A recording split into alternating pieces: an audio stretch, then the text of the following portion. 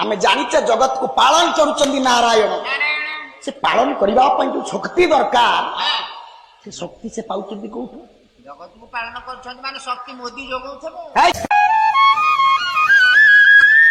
तबले राधा कथाटा उद्धव पचारि देले सब गोपी माने कांदी पकेले केडा बड़ तत्व आपण को माटीर पुआ कहले उद्धव शुणिब से राधार अवस्था ना कौन ना कर पल्लवर कनिष्ठ मुद्रिका कंकण होइला भुजकु कानी अंगुठी रे पिंधी थिबा मुदिटा कंकण भलिया भुजकु हेलानी ये कौन तंकर कल्पना राधा कृष्णंकर तत्वटा सेया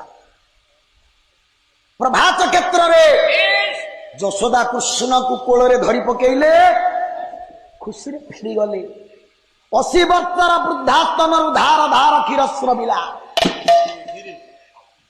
गोपी गोपाल खुशी हेले किंतु खुशी हेचंती राधा आउ गोप को फेरीचंती राधा से प्रभात तीर्थ रे आत्मा विसर्जन कले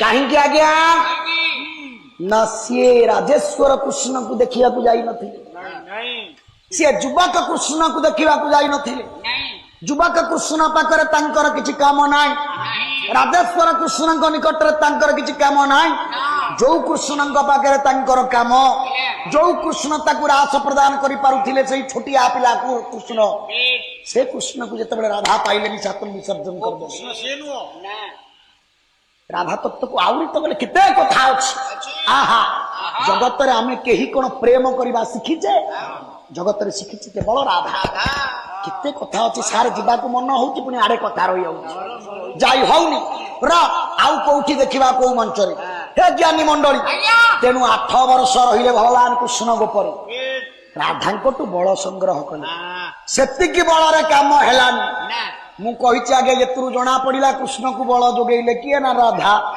कि तुम आगुरु कहिछि गोप को कृष्ण कांची गले ना बल आनिबा को उत्तर देली अच्छा कंस को मारिले किए मु कहिछि कृष्ण दुर्गा कंस को दुर्गा केमिति मारले हे ज्ञानी मंडली से दिन मोहिता ये दुर्गा आसिले बिजुली कन्या भाव रे 6टा पिला को कंस जो छिलारे पिटिकिरी मारी समस्त मला बेल को चित्कार करिसंती प्राण जाइछि किंतु ए बिजुली कन्यार प्राण गला ना बिजुली कन्या कहिला कोलारे कंस कुण बहु तर आउ तोरा बइरी चक्र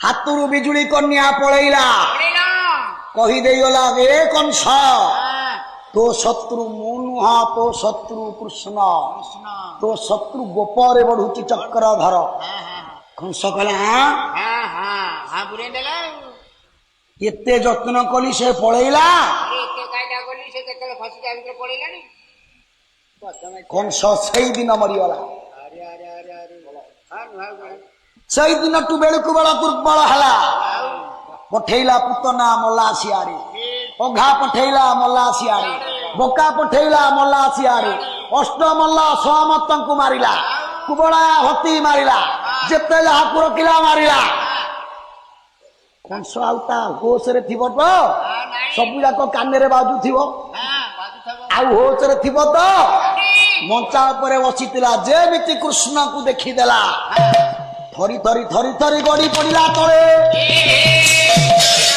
ये थोरीबा गुणटा को सिखेला ताकू किए सारे किए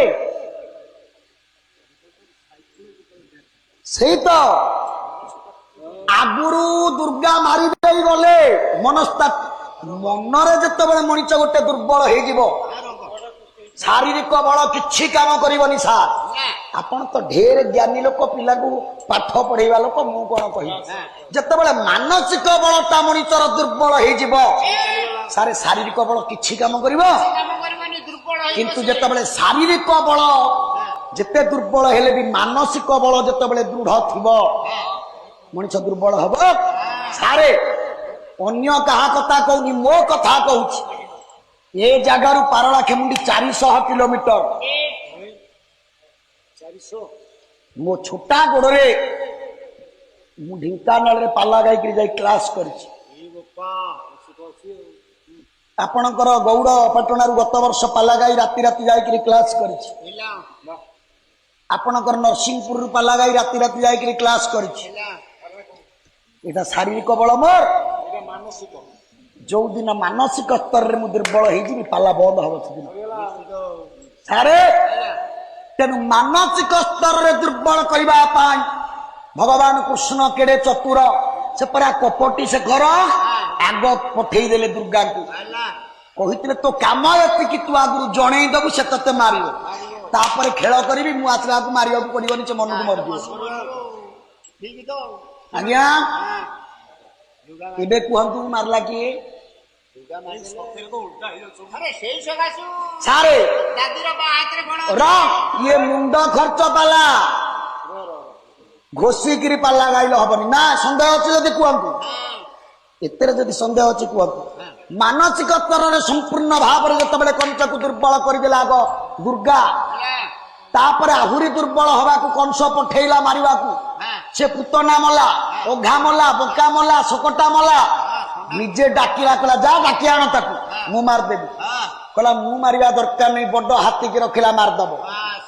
ଆଉ ବୀର ମାନଙ୍କୁ ଯୋଦ୍ଧା ମାନଙ୍କୁ ରଖିଲା, କହିଲେ ମାରିଦବ। ଯେତେବେଳେ ସମସ୍ତଙ୍କୁ ମାରିଦେଇ ଆସିଲା, କୃଷ୍ଣକୁ ସମସ୍ତେ ଦେଖିଲେ, କଂସ ଦେଖିଲା। କଂସକୁ କୃଷ୍ଣ କେମିତି ଦେଖାଯାଉଥିଲା? ଆଜ୍ଞା ପ୍ରମାଣ ସଂସ୍କୃତ ଭାଗବତ ବ୍ୟାସ କଣ କହିଲେ? କହିଲେ ମଲ୍ଲାନାଂ ମସନି ନୃଣାଙ୍ଗର ସ୍ତ୍ରୀଣାଂ ସ୍ମର ମୂର୍ତ୍ତିମାନ ମୃତ୍ୟୁର୍ ଭୋଜପତେର୍ ବିରାଟ ବିଦୁଷେ ତତ୍ତ୍ୱଙ୍କର ଧୀମହି। କହିଲେ ମଲ୍ଲା ନାମ ସରି। ସେ ଯୋଉ ମଲ୍ଲ ମାନେ ରଖିଥିଲା, ମଲ୍ଲ ମାନଙ୍କୁ କଂସ, ମଲ୍ଲ ମାନଙ୍କ ନିକଟକୁ କୃଷ୍ଣ ଯେତେବେଳେ ଯାଉଛନ୍ତି, ମଲ୍ଲ ମାନେ ଦେଖିକିରି କହୁଥିଲେ ଏଇଟା ଗୋଟେ ଲୁହା ମଣିଷ ଆସୁଛି କିରେ। ଲୁହାର ମଣିଷ ଭଳିଆ ଦେଖା ଯାଉଥିଲା ମଲ୍ଲ ମାନଙ୍କୁ। ମଲ୍ଲା ନାମ ଶନି ନୃଣାଂ ନରବର, ସାଧାରଣ ମଥୁରାବାସୀ ନର ମାନଙ୍କୁ ଦେଖା ଯାଉଥିଲା ଏ ନରଶ୍ରେଷ୍ଠ ପୁରୁଷ। ସ୍ତ୍ରୀଣାଂ ସ୍ମର ମୂର୍ତ୍ତିମାନ, ନାରୀ ମାନଙ୍କୁ ଦେଖା ଯାଉଥିଲା ଏ ସାକ୍ଷାତ କନ୍ଦର୍ପର ସ୍ୱରୂପ। ସାର୍ ଯୋଉଠି ନାରୀ ମାନେ ଦେଖୁଥିଲେ ସାକ୍ଷାତ କନ୍ଦର୍ପର ସ୍ୱରୂପ, ସାଧାରଣ ମଣିଷ ମାନେ ଦେଖୁଥିଲେ ଇଏ ହଉଛି ନରଶ୍ରେଷ୍ଠ। କିନ୍ତୁ କଂସ ମୃତ୍ୟୁର ଭୋଜପତେର ବିରାଟ ବିଦୁଷେ, କଂସକୁ ଦେଖା ଯାଉଥିଲା ମୃତ୍ୟୁ ଯମର ଯମ। ଆଉ ଜ୍ଞାନୀ ଲୋକମାନଙ୍କୁ ଦେଖା ଯାଉଥିଲା ଏ ବିରାଟ ପୁରୁଷ। ସାରେ ଆଜ୍ଞା ମଥୁରା ମଙ୍ଗଳ ସଂସ୍କୃତ ଭାଗବତରୁ କପି ହେଇଛି ନା? ଆଉ ତାହେଲେ ଏବେ କୁହନ୍ତୁ, ଏ ଯୋଉ ଜମ କରିକିରି ଠିଆ କରିଦେଲା କୃଷ୍ଣକୁ କଂସ ଆଗରେ, ସେ କିଏ? ଆଜ୍ଞା ରାଧା ନୁହଁ କିଏ? ଆଜ୍ଞା ରାଧା କି ଦୁର୍ଗା ନା? ଆଉ କୃଷ୍ଣକୁ କଂସ ଆଗରେ ଜମ କରିକିରି ଠିଆ କରିଦେଲା, ସେ ଲୋକଟା କିଏ? ଦୁର୍ଗା। ମତେ ଗାୟକ କରିକିରି ମଞ୍ଚରେ ଠିଆ କରିଛି, କିଏ? ମୋ ବାପା। ସାରେ ନା ମୋ ବାପା। ଯଦି ମୋ ବାପା ଗାୟକ କରିକିରି ମତେ ଏଠି ଠିଆ କରିଥାନ୍ତେ, ଆପଣ ଆସିଲେ ମତେ ପଚାରିଥାନ୍ତେ ଶିଶିର ବାବୁ ଆପଣଙ୍କ ବାପା ନାଁ କଣ? କୋଉଦିନ ପଚାରୁଛନ୍ତି? ପଚାରିଥାନ୍ତେ। ଯଦି ମୋ ମା ଠିଆ କରିଥାନ୍ତା, ଆପଣ ପଚାରିଥାନ୍ତେ ଶିଶିର ବାବୁ ଆପଣଙ୍କ ମା ନାଁ କଣ? ସାରା ଓଡିଶାର ପାଲା ଗାଇଲା ବେଳେ କେହି କଣ କୋଉ ଦିନ ଗୋଟା ଥର ବି ମୋ ବାପା ନାଁ ପଚାରିଛି? କେହି କଣ ଗୋଟା ଥର ବି ମୋ ମା ନାଁ ପଚାରିଛି? କିନ୍ତୁ କାହା ନାଁ ପଚାରୁଛି? ଆପଣଙ୍କ ଗୁରୁ କିଏ? ଏ ଜାଗାରେ ମତେ ଗାୟକ କରି ଠିଆ କରିଛି କିଏ? ମୋ ଗୁରୁ। ତାଙ୍କରି ପାଦରେ କୋଟିଏ ମୁଣ୍ଡିଆ। ସମସ୍ତେ କହୁଛନ୍ତି ଶିଶିର ପାଢି ପାଲା ଗାଉଛି, କିନ୍ତୁ ଶିଶିର ପାଢି ପାଲା ଗାଇବା ଭିତରେ ସେ ସୂତାଟା ହଉଛନ୍ତି ମୋ ଗୁରୁ। ଠିକ ସେଇ ନ୍ୟାୟରେ ଶିଶିର ପାଢିକି ପାଲା ଗାୟକ କରି ଯେତେବେଳେ ଠିଆ କରିଛନ୍ତି ଆପଣଙ୍କ ମାଟିର ପୁଅ କୃଷ୍ଣକୁ କଂସ ଆଗରେ କାଳ ଜମର ଜମ କରିକି ଠିଆ କରିଛି କିଏ? ସାରେ ରାଧା, ଇଏ ଦୁର୍ଗା। ଶ୍ରେୟଟା କାହାକୁ ଦିଆହବ? ଆଜ୍ଞା ଦୁର୍ଗାଙ୍କୁ ଦିଆହବ କୃଷ୍ଣ ଠେଇ କିଛି ନାହିଁ ଏବେ କୁହନ୍ତୁ କଂସକୁ ମାରିଲା କିଏ? ଦୁର୍ଗା ମାଇଲା ଆଉ କହିଯାନି ରେ ଦୁର୍ଗା ମାରିଲେ ହଁ କି ନା କୁହନ୍ତୁ? ଘରେ ଘରେ ଟିକେ ଆଚ୍ଛା ମହିଷାକୁ ମାରିଲା କିଏ? ସାରେ ମହିଷାକୁ ମାରିଲା କିଏ? ମୁଁ ସବୁ ଭାଗବତର ପ୍ରମାଣ ଦଉଛି ଆଉ ଅନ୍ୟ ବହିର ନୁହଁ ଆଉ ମିଶଉଛି ଯାହା। ମହିଷାକୁ ମାରିଲା କିଏ? ହେଇ ମୁଁ ଆଗରୁ ପ୍ରମାଣ ଦେଇ ସାରିଛି ନାରାୟଣ ବାପା ଯିଏ ମା ସିଏ ପ୍ରମାଣ କରିଦେଲି। ଯୋଉଠି ଆପଣ ଦେଖିଛନ୍ତି ମା କରିଛି କାମ ମୁଁ ପ୍ରମାଣ କରିଦେଲି ବାପା କରିଛି କାମ। ଯୋଉଠି ଦୁର୍ଗା ମାରିଛନ୍ତି ଆପଣ ଜାଣିଛନ୍ତି ମୁଁ ପ୍ରମାଣ କରିଦେଲି ନାରାୟଣ ମାରିଛନ୍ତି। ଯୋଉଠି ନାରାୟଣ ମାରିଛନ୍ତି ଆପଣ ଜାଣିଛନ୍ତି ମୁଁ ପ୍ରମାଣ କରିଦେଲି ତାକୁ ଦୁର୍ଗା ମାରିଛନ୍ତି। ଆଉ ଟିକେ ଆଗକୁ ଯିବା ବଳିଷ୍ଠ ପୁରାଣ ଭିତରକୁ ଯିବା ଦ୍ୱାପର ଯୁଗ ଛାଡିଗଲା ତ୍ରେତୟା ଯୁଗକୁ ଯିବା। ରାବଣକୁ ମାରିଛି କିଏ? ରାବଣକୁ ଆପଣ ଜାଣିନାହାନ୍ତି ରାମ ରାମ ସମସ୍ତେ ଆପଣ ମାନେ ଜାଣିଛନ୍ତି ରାବଣକୁ ମାରିଛନ୍ତି କିଏ? ରାମ। ସାର୍ ରାମ ମାରିଛନ୍ତି ରାବଣକୁ? ଆଉ କିଏ ମାରିଛନ୍ତି? ଆଜ୍ଞା ଏଇଟା ଠିକ ହବ ରାମ ମାରିଛନ୍ତି ହଁ ମଉଜା ରାବଣକୁ ମାରିଛନ୍ତି କଣ କେବେ ରାମ କିରେ? କିଏ ମାରିଛି ମୁଁ ତାକୁ ପଚାରୁଛି ରାବଣକୁ ମାରିବା ଲୋକ ଏଇ ଦୁର୍ଗା। ଦୁର୍ଗା ନଥିଲେ ରାମ ରାବଣ ଯୁଦ୍ଧ ଆମେ ଦେଖିଛୁ ଟିଭିରେ। ଆରେ ଶୁଣ ମୁଁ କହିଛି ତ ସାଧାରଣ ଲୋକଙ୍କ ପାଇଁ ବୁଝିବାକୁ। ରାମକୁ ମାରିଲେ ରାବଣକୁ ମାରିଲେ ରାମ। ଆପଣଙ୍କ ଅଞ୍ଚଳରେ ରାମନୀଳା ଅଞ୍ଚଳ ଆପଣ ମୋଠୁ ଅଧିକା ଜାଣିଛନ୍ତି କିନ୍ତୁ ହେ ଜ୍ଞାନୀ ବଡଣି 100 ରାମ ମିଶିଥିଲେ କଣ ରାବଣ ମରିଥାନ୍ତା? ରାବଣର ବଳ କେତେ ରାମ କାହିଁକି କରିଥାନ୍ତା? ଅରେ ରାବଣର ବଳ କେତେ ରାମ କରିପାରିବ? ଆଜିର ଏ ଯୋଉ ଦଶହରା ଏ ଦଶହରା ଦିନ ମହିଷାସୁର ମରି ନଥିଲା। ଏ ଦଶହରା ଦିନ ମରିଥିଲା କିଏ? ରାବଣ। ରାବଣ ବି ଦଶହରା ଦିନ ମରିଥିଲା। ଇଏ ପୂଜା ସ୍ୱୟଂ ପରମ ବ୍ରହ୍ମ ରାମ କରିଥିଲେ। ପ୍ରଭୁ ଯେତେବେଳେ ଶତ ଚେଷ୍ଟା କରି ରାବଣ ମଲାନି ନା ଭଗବାନ ଶ୍ରୀରାମ କହିଲେ କଣ କରିବା ବାଟ? ରାମ ଭଗବାନଙ୍କୁ ମନେ ପକେଇଦେଲେ ଲକ୍ଷ୍ମଣ ଲାଲ କଣ କହିଲେ? କହିଲେ ମାର ଆଶ୍ରୟ ନ ନେଲେ ଜଗତରେ କଣ କିଏ ବଡ ହେଇଛି? ନାଇଁ ଆଜ୍ଞା ଛୁଆକଟିଏ ବୋଲୁଛି କଣ କଲେ? 1000 ବ୍ରହ୍ମା 1000 ଶିବ 1000 ବିଷ୍ଣୁ କିଛି କରିପାରିବେ ନାହିଁ ରେ। କଣ କଲେ? ବ୍ରହ୍ମା ଜଗତ ସୃଜତି ପାଳୟତି ରିନ୍ଦିରେଶ ଶମ୍ଭୁର ବିନାଶ ହେତି ଦେବୀ ତବ ପ୍ରଭାବେ ନସ୍ୟାତ୍ କୃପା ଯଦି ତବ ପ୍ରକଟ ପ୍ରଭାବେ ନତେ କଥଞ୍ଚତି ଦେବୀ ନିଜ କାର୍ଯ୍ୟ ଦକ୍ଷା।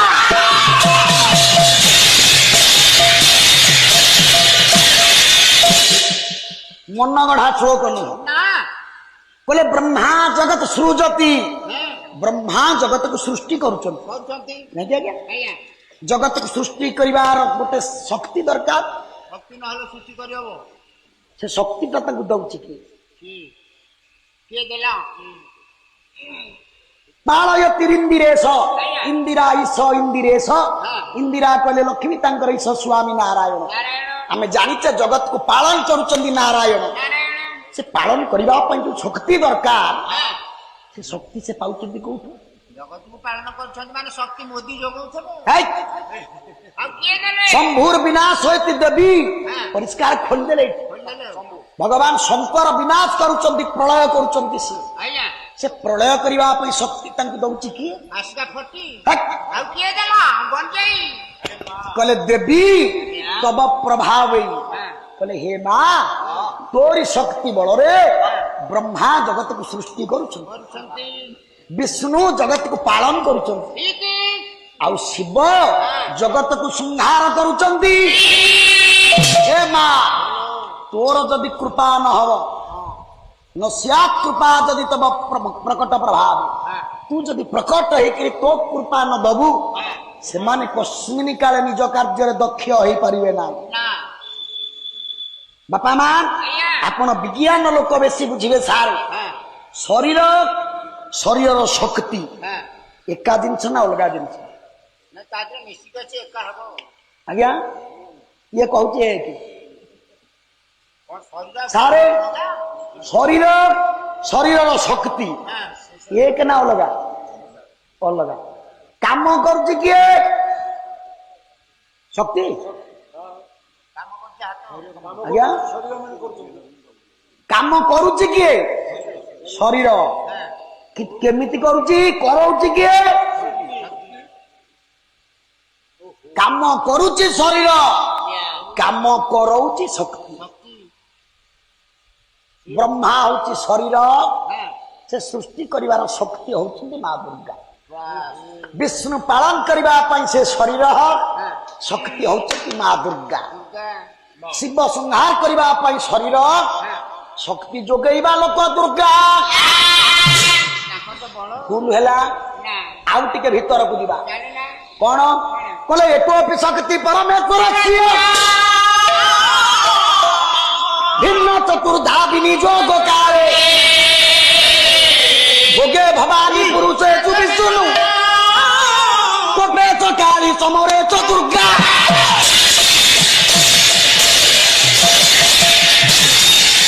কলে পরমেশ্বরঙ্কর শক্তি গোটিয়ে পরমেশ্বর যিয়ে শক্তি সিয়ে নুহ যার বুঝন্তু পরমেশ্বরঙ্কর শক্তি গোটিয়ে ভিন্ন চতুর্ধা বিনিযোগ কালে से जितेबाला विनियोग हुए चारि भाग विभक्त हुए कोपे चकाली कोप कला बेले से काली रूप धरे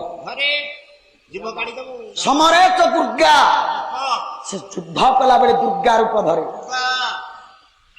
भोगे भवानी भोग कला बेले माँ भवानी रूप धरे एवं पुरुष रूप धरला बेले से विष्णु हुए एक ना लगा कहते